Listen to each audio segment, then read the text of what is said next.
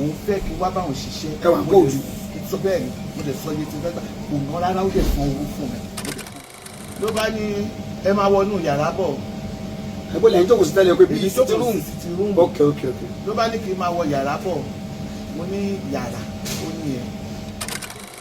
ló bá sọ fún mi wípé a fẹ́ ní mítìnì kí n jọ nítorí aláti mọ ta fẹ́ ṣe nínú street tó fẹ́ fún wa.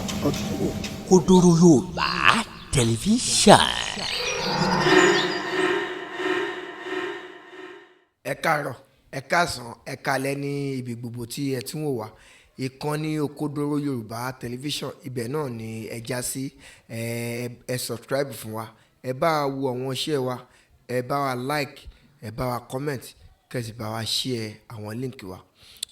A tún mú nǹkan kan wá fún wa ní wákàtí ọ̀wọ̀ yìí nítorí bá a ṣe kọjá ní orí ayélujára a rí fídíò kan tí ọ̀gá wa ẹ̀gbọ́n wa bàbá wa Ọláìyá Igwe tí wọ́n lọ bá Madam Sajẹ tí wọ́n bi wọ́n léèrè pé Madam Sajẹ ṣé ẹ mọ̀ yìí pé ẹ̀gbọ́n mi lẹ jẹ́ ọ̀gá mi lẹ jẹ́ mẹ́ńtọ̀ mi lẹ jẹ́ ẹ̀yin tí à ń wò níwájú léèyàn dáadáa lẹ jẹ́ mo gbọ́ nǹkan kan mo wá fẹ́ jẹ́ kẹ́ ẹ sọ fún mi.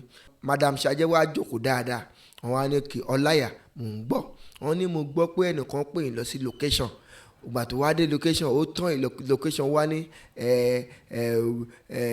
kẹ́ wá ṣe tú ọ díẹ̀ fóun pé ọ̀rọ̀ yẹn ò yọ wọn fẹ́ jẹ́ kẹ́ láyé wọn. Madam Sajẹ bá jókòó dáadáa wọ́n bẹ̀rẹ̀ sí ní rojọ́ wọ́n ní tòótọ́ ni o ẹni yẹn pè wọ́n lórí fóònù pé òun fẹ́ bá wọn wà nínú iṣẹ́ tí wọ́n fẹ́ yà àwọn tẹ̀ sọ pé òkè ọjọ́ mélòó ní lọ́jọ́ méjì ni pé iye báyìí lówó ọ̀hún ó dẹ̀ sẹ́ndì owó sí wọn nígbà tó tún yá ó sọ pé ibì kan ló máa bá wọn sọ pé òkè ó máa sẹ́ndì owó epo sí mọ́tò wọn ó ti sẹ́ndì owó epo sí mọ́tò àṣé ní àlàyé fẹ́ bá Madam Sajẹ ṣe tú ọ díẹ̀ ní tẹ́ ẹ bá wo fídíò yẹn ó ní agbára jù ẹ wo fídíò yẹn báyìí.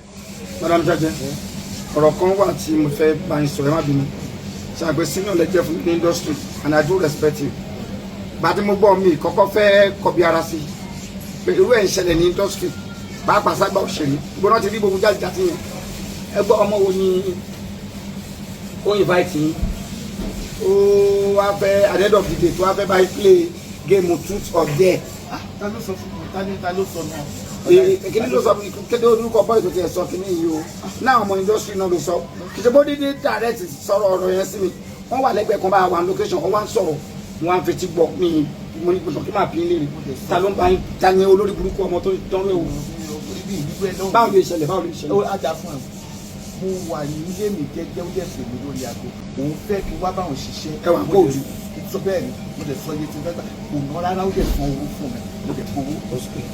ó wá sọ fún mi pé ọjọ́ méjì ló sọ pé ọjọ́ méjì ló ní mo máa ní. ó dẹ̀ sanwó ọjọ́ méjì. ó dẹ̀ sanwó ọjọ́ méjì ló bá sọ fún mi wípé a fẹ́ ní mítìnì kí n jọ nítorí aláti mọ ta fẹ́ ṣe nínú street tó fẹ́ fún wa.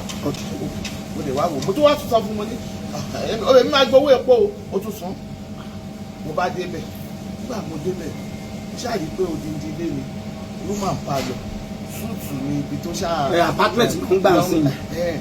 èmi bá jókòó mo ti retí pé àwọn wo ni àwọn tajọ fẹ́ ṣiṣẹ́ bóyá àwọn tajọ ẹgbẹ́ fẹ́ ṣiṣẹ́ tó bá dé ìrẹ́ nìkan ń gbòyà mo kàn ní tí kò wọlé ló bá di kọ́ ló bá ní ẹ máa wọnú yàrá bọ̀. ẹgbẹ́ lẹ́yìn tó kò sí tẹ́lẹ̀ pé bíi sitting room. ok. ló bá ní kí n máa wọ yàrá bọ̀ mo ní yàrá ó ní ẹ kí ni kí n wá ṣe nínú yàrá ló bá ní kí n wọ yàrá ibi ó ní ìkọ̀tún nígbà tí máa wọ yàrá báyìí bí mo ṣe bá nìyẹn pẹ̀lú tó wẹ̀lì nídìí mi ò ní wẹ̀lì Ọláìyá. ó tú tó wẹ̀lì. ó tú tó wẹ̀lì báyìí ní tó kò tiẹ̀ tú ó ró tó wẹ̀lì ẹni ró tó wẹ̀lì ló wá sọ fún mi pé kí n wọlé kí n máa bọ̀ 2/3 la fẹ́ ṣe 2/3. irú ọgbọ́n ìpè kọ́ yẹn Madam Sajẹ truth or dare. ohun tó ṣàṣọpá fẹ́ ṣe nìyẹn mo lé mi ní industry láti wà tí mo ti dé. ọmọ oríṣi lọmọ òun. no ẹ má bínú ẹ wá Madam Sajẹ I'm so sorry ṣẹ́rí ẹlẹ́gbẹ̀ẹ́ sọ fáàtì kan fún yín ṣẹ́rí nǹkan wà ní industry tí máa ń fún respect Bello wà ń bẹ̀ Jídé Kòsọ́kọ́ and people like you àtọkọ yín ọkọ yín in particular ṣẹ́rí ẹ má yẹ tọ́ ìjẹ́ irú nǹkan báyìí ò lè ṣẹlẹ̀ sí yín kí èmi fọwọ́ kí n support rẹ̀ máa bá nǹkan jẹ́ ẹ kàn sọ pé ọmọ báyìí ní industry ọmọ báyìí lọ́dún fẹ́ bá ń ṣe truth or dare ọmọ wo ni ní industry. àfi tí bá sọ sí ẹni tí mi lè sọ báyìí sẹ́ẹ̀ tí bá sọ sí ẹ létí sọ fún mi kò ní sọ fún yàn kankan. ọ̀dà mi ní sọ kò ní sọ fún yàn kankan. ẹ sọ sí ti mi. òun ni báyìí yẹn ni òun ni òun ni. ẹ kàn ní kí n má sọ fún yín. a má sọ fún yàn o ti sọ. ẹ wá mo ti sọ pé mi ní sọ ọ máa bá nǹkan jẹ máa fèsì ẹ madam Sajẹ. àrífín nìyẹn senior lè jẹ fún mi senior lè jẹ fún mi ní industry fẹ́ bá ń ṣe truth or dare. mi ìrírú ẹ̀ nípa yé mi ẹgbẹ́ bẹ́ẹ̀ ò tẹ̀ ká lù mí ṣùgbọ́n má sọ fún yàn. o ti nọ́mbà ẹ jẹ́ kí n pè é. a ní kó má pè ohun tí mi ṣe fẹ́ sọ má pè ẹ̀yìn sílẹ̀ o mo fẹ́ kí gbogbo yín kẹ́ jókòó báyìí lójú yín báyìí ní kí n dẹ̀ sọ kí n fọ mọ́lẹ̀ gbàù. nínú bedroom tí ẹ wá wọ̀ yìí ẹ wá sákúrò bẹ́ẹ̀ sábọ̀. mo sábọ̀tà yìí tí ìbá sábọ̀tà ó máa rajà bú mi. ṣó béèrè owó iṣẹ́ tó ti san. kò wá béèrè o bí mo ṣe ti wọlé yẹn báyìí tó ní kí n wọlé kí n jókòó sórí bẹ́ẹ̀dì báyìí pẹ̀lú tó wẹ̀lì ń dì ó ní tútọ̀ ọ̀dì ni ó sọ mi straight. ọmọ olórí burúkú kan wá bọ́ sínú iṣẹ́ wá sí i kọ́mọ kan sọ pé òun fẹ́ bá ń ṣe truth or dare irú yín pẹ̀lú bẹ́ẹ̀ ṣe dá ó dà mo ti gbọ́ mo ti gbọ́dọ̀ yín mo ti gbọ́ mọ̀. ṣé ẹ ti rí fọ́nrán yìí dáadáa mo wá fẹ́ béèrè lọ́wọ́ ẹni tí ó dán pálapàla yẹn wò tó bá jẹ́ pé ìyá wa madam Sajẹ wọ́n wá tẹ̀lé wọnú yàrá pẹ̀lú bó ṣe ró tó wẹ̀ tó ní kí madam Sajẹ wá jókòó sórí bẹ́ẹ̀dì ó fẹ́ bá wọn ṣe tú ọ̀ díẹ̀ tó bá nítorí ọ̀rọ̀ yẹn ń ṣe bákan létí mi ṣé lóòótọ́ ó lè bá madam Sajẹ ṣe tú ọ̀ díẹ̀ àbí bẹ́ẹ̀ kọ́ ẹ̀yin èèyàn mi ẹ fi kọ́mẹ̀ntì yín sábẹ́ comment section èrè o.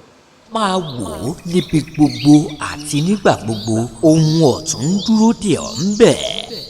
Òkodoro Yorùbá tẹlifíṣàn.